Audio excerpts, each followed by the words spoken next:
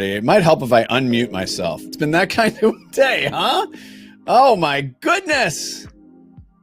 It's Thursday. Thursday is Indie Work Live.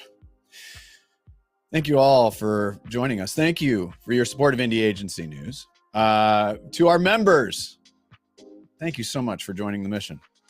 Our brief is very simple: build the global home for independent agencies. Our mission: serving independent agencies and the brilliant people behind them. Taking it one step further, more exposure, more visibility for independent agencies, more choice for marketers.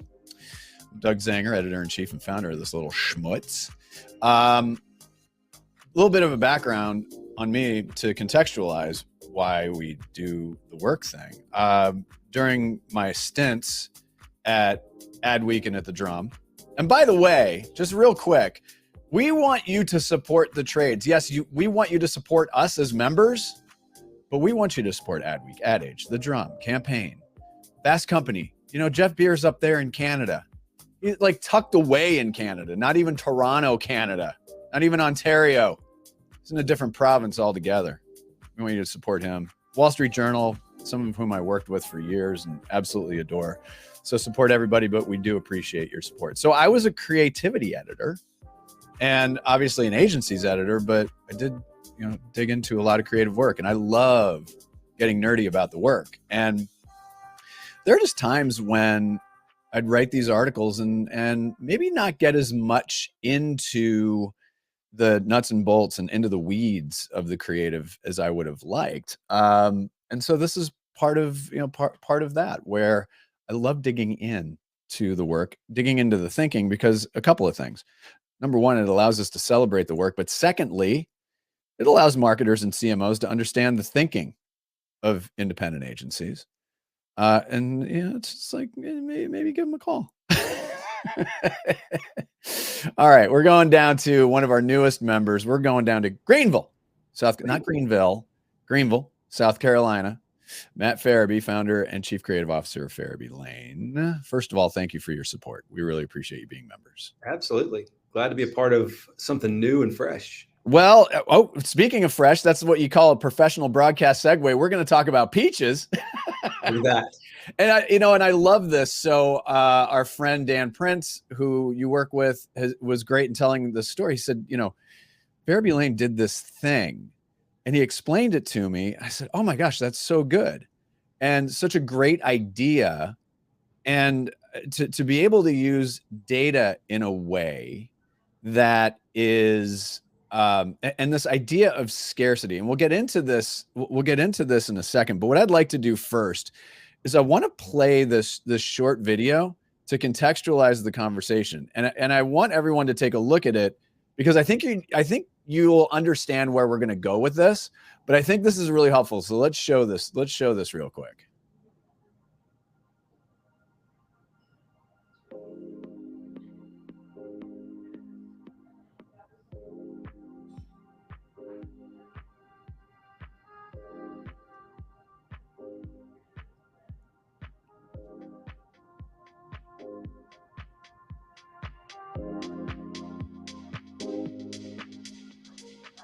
Okay, so you can get a sense by watching that what's happening. Now, Matt, I want you to go into how the idea started, because I think that it's this whole story is so great.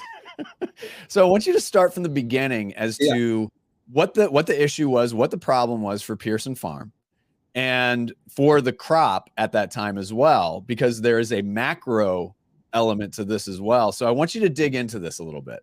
Yeah, and it's funny. There, I guess, multiple problems. The first was not the catalyst for the creative that we just saw. And I guess I should say, Doug, thanks for having me on. Good to talk about these things, because not everybody wants to nerd out on the backstory of how some of these things come to be. It started with a conversation with the Pearson family, 5th generation farmers, producing arguably America's finest peaches. So the premium peach producer in America. They sell most of their peaches and have for generations to wholesalers, who then distribute those across the country to premium produce sellers, where we then get, great peaches. they have sold some direct to consumer, and that was what they came to us about. They said, what we'd like to do is increase that DTC opportunity by telling our story better, by engaging consumers more. And so that was how our relationship started to ramp up. How do we better tell your story? How do we begin laying the foundation for a premium peach sold direct to consumers across the country, premium packaging, all that. As we're, gaining momentum with the storytelling and all the fundamental pieces, we went down for a meeting, and I still remember this, and it was in March, and realized that our primary contact had been up all night, stoking fires and circulating smoke in the peach orchard to try and combat frost that had come the night before. And we didn't know at that point how devastating it was, but it ended up decimating not only their crop, but most of those in the Southeast, certainly almost all those in Georgia. And so immediately we had the question mark, and we've all faced this as creatives one way or another, that you have a regime change at the top of a client after you've developed a campaign, or you have, some significant political shift. And, the question is it still possible in this climate to speak this story to the world? Well, for us, it was like, was it still possible to really go full tilt at a DTC campaign with a client who has 20%? Maybe it was at that point, we thought maybe they had 60% of their crop. Are you like, you said 20% of their crop? Yeah, so ultimately it was, 20-30% max of their crop. Oh my God. Yeah. So we're up here, of course, and we work in high-end things, high-end destinations, high-end products. And so we were excited to be engaged in what ultimately would be a high-end peach, right? Right. Like, we were stoked. Our team was like firing up all these crazy ideas about, this is a luxury peach. This is a premium peach. How do we take it to the world? And then all of a sudden, Mother Nature. Wow. And we're like, oh, okay. So our first expectation was, well, maybe the client is going to pull the plug and say, let's just wait till next year when we have more of the sufficient supply to go after this. And then the more we talk, and this is the pivot, this is sort of the fun that we get to have with clients who have the kind of imagination and the depth and courage to be like, oh, okay, we could do it that way. And what I think you and Dan had talked about, what Dan and I've talked about is what we as marketers often do, and certainly the more unscrupulous of us, not typically our take on this, but that notion of portraying a sense of scarcity, trying to generate, a fear of loss, that whole FOMO, especially the fake, sense of scarcity. And in this moment, we were staring at a genuine scarcity that we could either run away from or potentially leverage. And for us, that was the real opportunity. And again, I can't credit the client enough to have the courage to say, wait, that actually could work. And so what we had already been thinking about, and so this was the reframing of a nugget that we had already surfaced, that we had already said to ourselves, there is only one. There are many peaches in the country. Mm-hmm. There are quite a few Georgia peaches, but there is only one Pearson peach.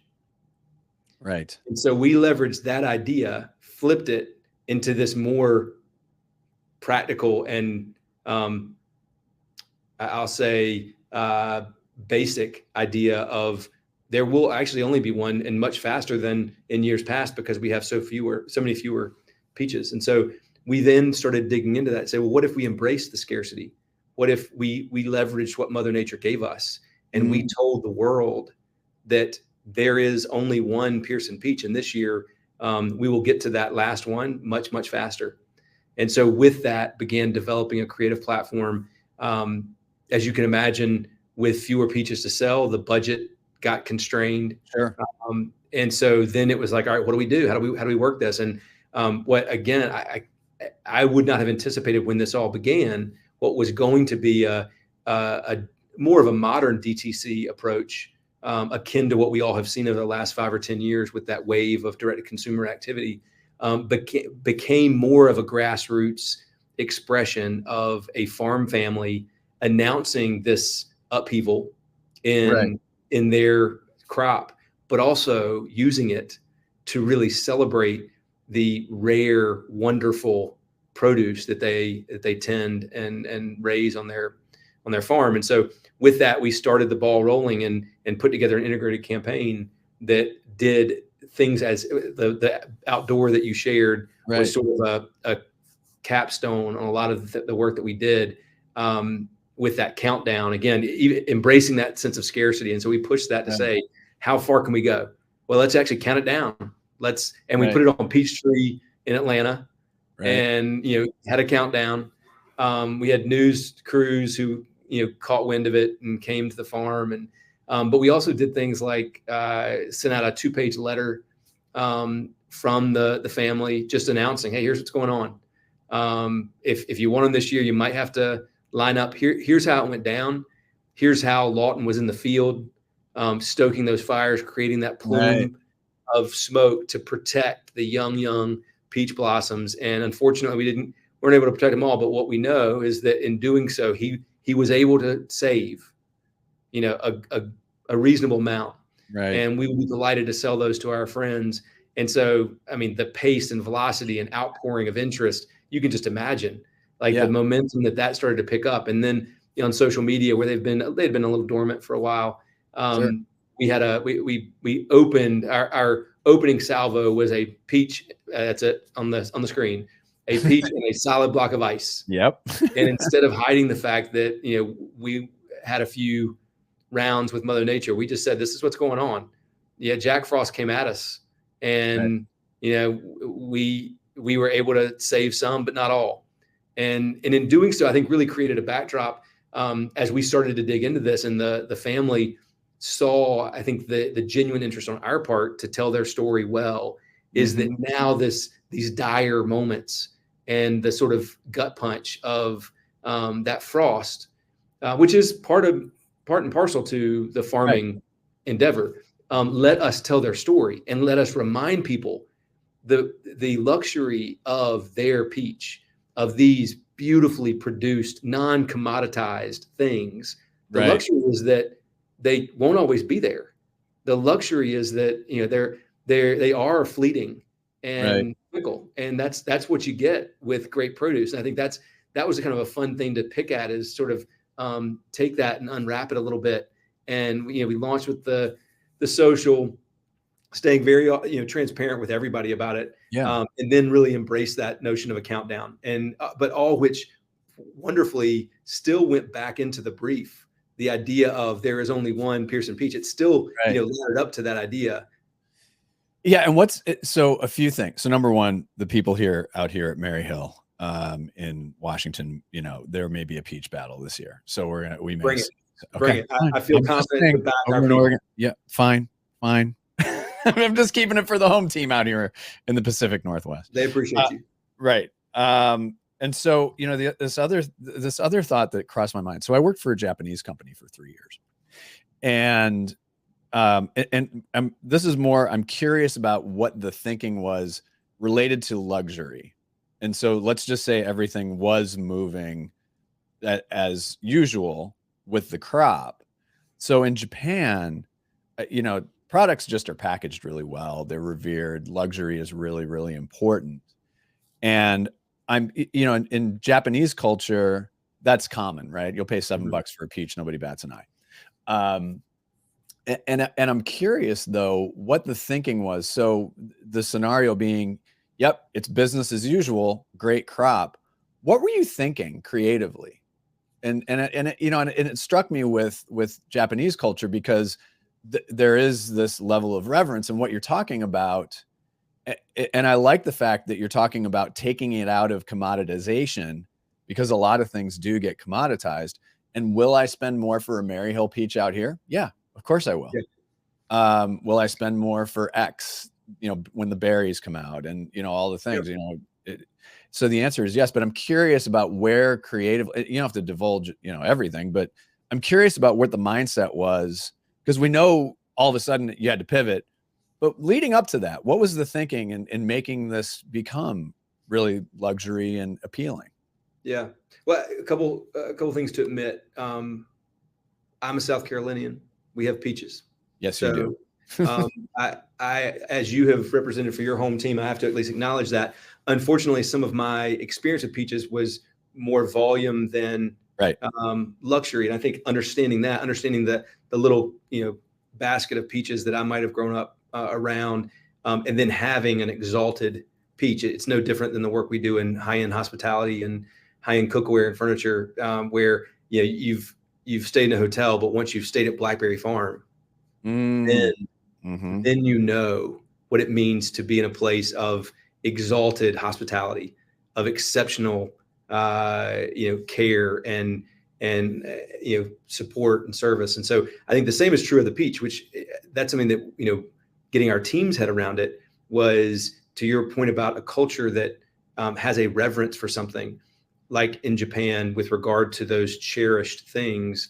That was on our brain. That what we were exploring right as this pivot happened was, how do we take this exalted thing that we all fundamentally believe is quite different from the more commoditized produce that you find in the marketplace, and through packaging, through presentation. And one of the things that my partner and I, Josh Lane, have always talked about with our work with any client is it starts with the empathy of knowing what your audience wants, needs, and will be delighted by. It then shifts into taking what could be a product, could be a commodity, and ensuring that it gets the respect that it deserves, with the story and the packaging and the ultimate experience had by the end consumer. This was no different. So it's like anything else that we typically engage in. It was like, all right, well, what is the story? And are we providing that story to the end consumer so that when they have a peach, that peach itself is an experience? That peach. Right. Again, to your point, when it has a name on it, and we've experienced this with people in food and beverage over the last, I'll say 10, 15 years. We watched Allen Benton in Tennessee become a name with high-end bacon and ham. Oh, right. I mean, it's the same out here with Hempler's. Like, there's a couple of brands out here that you look at and you go, oh yeah, definitely. And once people know it, they know it, and it stays with it. And it's a very subtle luxury in the sense that you're aligning the producer and the product, and you're meaning much more than just, this is where it came from. You're meaning, this is where it came from. This is perspective of the purveyor. This is the origin. So the terroir of that becomes infused, just like we all know that and expect that from wines. But when you turn that lens on something like peaches, you begin to get something really special. And so that's where our head was as we were thinking about this. But not lost on us was what you just said, that you need to then present it in a way that takes it that seriously. Packaging, the care, the sort of exalted sensibility. If you're going to charge somebody $7-8 a peach, you've got to hold the line and say it's worth it. And you don't flinch, you don't apologize. You let it be this special thing. And that, again, at that point was beginning to unpack this idea of one and only one Pearson peach, which we then, amplified in this more data-driven way. But what we knew is that people are interested in, and you could call it, you could look at Wagyu. Sure. You could look at, people are interested in a contrast to the commodity. You just have to help them understand if it's worth it. Yeah. And if we go back to, I think it was around 2004, that was the beginning of the era of accessible luxury. And you wouldn't really think of buying a Louis Vuitton bag back in the 90s, but there was this trend towards accessible luxury. And what's been interesting is to see how it's gone from what you would consider, traditional fashion and design and things like that because you're right, a hotel in and of itself can be considered a commodity, but to be able to learn from what some of these brands have done to create more accessibility. Now, it's still not cheap, but there is this idea of it being worth it. I point to a campaign we did when I was in radio for Mercedes. They were launching the C-Class. And the way that we positioned it wasn't, hey, it's luxury and all that. It was competing against it was an Acura. They were competing against Acura. And for whatever reason, Portland was a big Acura town. And so the way we positioned it was, you've earned it, you deserve it. So we weren't saying this is a $31,000 base model car. We were saying that you've earned it. So it was about building that level of accessibility. And the thing is ensuring that there's authenticity in that, because it can come across as somewhat desperate. And because when you start peeling the layers back, we'll get to onions later, luxury onions later.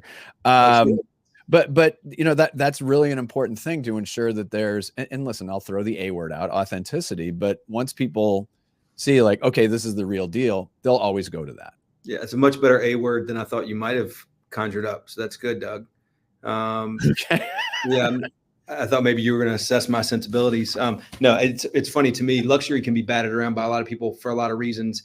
Most of them, I think, ill-advised. If you say luxury, and if you use that as the baseball bat to try and tell people why to pay more money versus what you did with the C-Class, tapping into people's sense of self-worth, sense of accomplishment, their entry-level opportunity to level up. All of those things I think are much more powerful, and luxury then becomes a backdrop for those conversations. That's for us, especially to play in a space of expensive hotel rooms, expensive furniture, expensive peaches, and find a through line that is about respecting the people who buy those things and respecting the products and the services associated with them. That's what's exciting, is that it puts you in a place where you're thinking about creative that isn't just, and I think you marked it years ago. I think you said 04 maybe was. Yeah.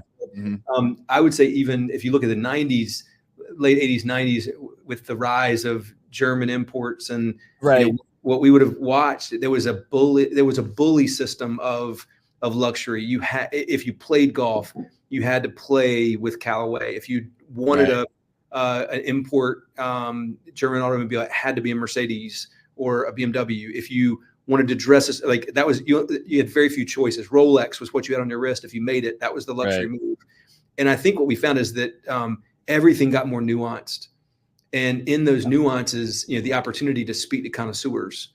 And that's something that we talk about quite a bit, is you can have connoisseurs in anything. I'm looking at the poster behind me. This is for Southern Foodways at Blackberry Farm. And it's an event about people who are connoisseurs of Southern food. They celebrate, collard greens and barbecue. Jesus. Yeah. When's that? Yeah. So that's actually, it will be at High Hampton in the mountains of North Carolina next month. So great people. Wow. Okay. But really, and we've been involved with them for 10 or 15 years. But they opened our eyes, that sort of folk and community opened our eyes to say, you have connoisseurs in any space you're willing to look. Right. If that means that if people who just love cherries, that you could point your finger anywhere around you in the Pacific Northwest, and you could say, I know the person to ask. Yep. She knows which cherry is the best cherry and what time of year, all of those things, right? That's a connoisseur who may drive a mid-level vehicle, who may live in an apartment downtown. And gone is the day when affluence and luxury is one size fits only the 1%, only $1 million plus in household income. Now it's like, no. Luxury thinking and that spirit of affluence actually can apply to a bunch of self-directed decisions. That, my son loves sneakers, and he's going to spend disproportionately high dollars on really cool sneakers. That still doesn't quite make sense to me. But don't fight it. Don't fight it. I'm not fighting. I love it. It's still cooler just hearing him talk about them. No, I know. But I mean, that to me is the same attitude that Peaches, someone who might not drive a BMW, might not go to Blackberry Farm, respects them, appreciates them, but loves peaches. They are a connoisseur of delicious summertime ripe peaches. Yep. There is, quite frankly. And brief aside, my favorite type of food is Hawaiian food, but a very close second is soul food. So, I mean, like it's pretty much the same. So like Hawaiian food and soul food to me, like any day, all day, every day. You touched on this with this. Oh yeah. No, that's why there's going to be a trip down there to visit you and to do a little driving around. You had touched on this with Pearson Farm rather, but I think one question I love to ask, and it doesn't have to be within the lens of Pearson Farm. How do you sell in ideas to clients? What do you think are the best ways to sell in good ideas? And then we're going to get to looking at some work here in a second. Cool. My nature is, and I jokingly say I got into sales by way of marketing, but spend most of my time in sales lately. I think anybody who lives in the world of marketing is, in essence, selling Sure. at all times. I prefer that to be the case with that I know I am selling from the outset of a discussion with somebody. I do it fairly transparently, trying to think about, this is the problem you've put in front of us. So here are some ideas, and sort of planting seeds as we go. I was educated as a teacher out of the gate, and a lot of that, and raised by a preacher. And so a lot of it is tell them at the beginning what you want them to know. Yep. Tell them what you want them to know, and then tell them at the end what they should know after what you told them. And kind of that, for me, the selling cycle is that, where I remind them early on that we hear them, we see them, we understand their circumstance, and then start planting seeds of ways that we could address that and achieve the outcomes they want. Josh and I say often here that we don't like I don't like the pressure of being a magician. I don't like the antagonistic engagement with a client where we go behind a curtain and come back and say, here's your solution. And if you don't like it, you're dumb. What we typically do is we have this sort of collaborative sensibility throughout the process. And my hope would be, I don't do it in a way that's sneaky, but my hope is that organically the sale is happening throughout the development process. And so what I would typically say is that what we're trying to do is be allies to our clients, hear their business in a way that they can appreciate. And then by the time we get to the end of the walk, they're like, oh, of course, that's the idea. Let's fund it. And so you don't always get that luxury, but for us, that's the best way to do it, where the client gets to the end and doesn't look at us and say, how in the world did you come up with this? They say, look what we came up with. And you're like, all right, done. It's not your idea. It's our idea. Yeah. Yeah. I get it. That's great. All right, let's take a look at some work here real quick. Cool. Would you like some hairball gold bears? Ooh, I love these. The ones where I chew it, the fruitier and fruitier it gets. These are the most bestest bears ever. It would not be hard to tackle a gold bear because they're tiny. I'm gonna sit this one out. It tastes too good.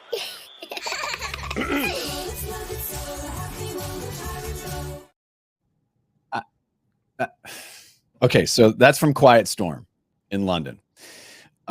Trevor and Rania Robinson. I mean, so good. It's so good. It's so good. I mean, and you know that there's a brief that said brings out the kid. That's it. Oh. Like, these delicious treats bring out the kid. I mean, Quiet Storm just absolutely nailed this. Absolutely. And here's the thing, like over in the UK, like the Christmas holiday advertising, that's like their bread and butter. Yep. John Lewis, I think is John Lewis and Marks and Spencer and Sainsbury and beautiful, whatever other retailer maybe going under on the high street there. Waitrose, my favorite. I enjoy Waitrose. But gosh, here's what I love, because so let's nerd out a little bit. So number one, the casting, both visually and voice, was perfect. Whoever was directing the VO, I mean, the nuance in this, like the double punch at that one line, it wasn't too big and it wasn't too small. The tone was absolutely perfect. The energy it wasn't hype, because these commercials can be so big that I am just amazed at how they found this middle. And it's just like, oh my God. And then how they coached adults to deliver the expression in a way that was wide-eyed, and like it was just two dudes who are like, nah, man, like you could just feel them. There's not a stadium full of people. It's just two kids on the sideline eating oranges during a soccer game because they're like, I don't want to go play anymore. I want to hang out here and talk to you. These are good, aren't they? It was so genuine and lovely. Yeah, no, I can't. I give that super high marks. The notion that they captured the audio, surely somebody brilliant was giving them lines, but also letting them just be kids, letting them just talk about it and giving them a circumstance, but not necessarily scripting everything to death. Well, not scripting everything to death, but also my guess is, and I don't have any intel on this, but I think because I was in radio for a long time, so we like to put 2 pounds of sausage in a half-pound casing with words on that stuff. But again, you could pace this up too much. You could try to get too much in, but it was in a lot of ways, I think this is like the perfect ad because it's going to be the right message for the right time, done the right way, in the right This should be number one in ad meter. I think it might be. It has a chance. And I would say the things that like my mom will not necessarily watch for, but she'll feel in her heart will be those little nuggets. Like you can tackle them. They'd be easy to tackle because they're small. That's the kind of thing that you don't script it with a client saying, that's not an F&B. Well, I don't even know what that ladders up to. And what you feel is that it ladders up to, that's the kind of thing a kid would say. Perfect. That's what it ladders up to. Yeah. And not getting it, like having that double punch. I forget what the line is, but that double punch of that line, it just, there was nothing, this is nothing wasted. Right. Nothing was wasted. And this is the thing is when we probably critique work, we're like, oh, there's too much there. There's too much there. And there, I'm not going to say who it was, but it was a big brand and a big creative. And I was just like, yeah, I really like the spot, but you miscast somebody there. And they're like, what? I said, yeah, I kind of dig into this. No waste. It is perfect. Zero errors, zero waste. Nothing. There is nothing wrong with this ad. It is perfect. So it's also interesting too, Doug, if we were to guess, I bet you 70% of the Super Bowl work will be like belly laugh. Yeah. Just punch somebody with something funny. You'll have some that's sweet and charming. But like this is just earnest. It's going to stay calm. Yep. Sweet humor. And it's delivered so carefully and thoughtfully. Oh, so good. It's great. More British agencies, do more Super Bowl ads. Quiet Storm does fantastic work, and I can't say enough good things about Trevor and Rania. They're just wonderful people, wonderful leaders in the industry. So great stuff. All right, so there's our critique, Matt. This was a lot of fun, and this, our goal and a lot of the things that we do is we want people to learn, and I learned a ton listening about this process, and I think that it's going to help other agencies crack certain codes when they get stuck. So thanks so much for sharing this with us. What a fun conversation, Doug. Yeah, I'm looking forward to eating and then running 5 miles to work it off. But come on, anytime. I will. I'm going to put you backstage for a second, but thank you so much, Matt. And thank you to everybody for joining us today. I love indie work. We're going to have a great one next week with Marcus Thomas, one of our indie agency news members. They are out of Cleveland. Our good friend Nancy Hill, thank you for your support so much. Again, if you are a member, thanks so much. If you are not yet a member, please go to indieagency.news. You can get in touch with me by clicking that WhatsApp button in the corner, or you can just reach out to me. Very easy to get a hold of me, and happy to spend some time with you to talk about our mission and where we're headed with all of this. On behalf of everybody at Indie Agency News, I'm Doug Zanger.